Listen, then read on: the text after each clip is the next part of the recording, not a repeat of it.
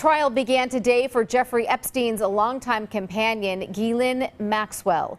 She is facing 6 federal sex trafficking charges as the jury determines her involvement in Epstein's sex ring involving teenage girls. Fox's Brian Yennis is outside of the federal courthouse in New York with more.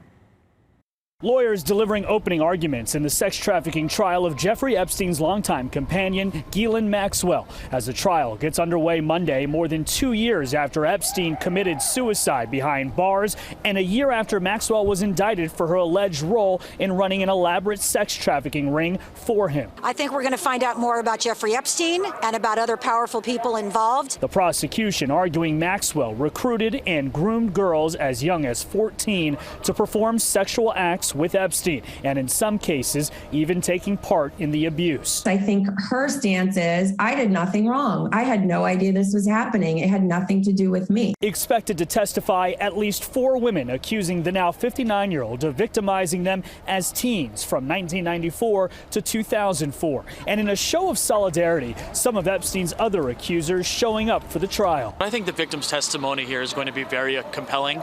I think it's really going to tell a really compelling story about what happened, what they went through, and I think that will likely be enough for the jury.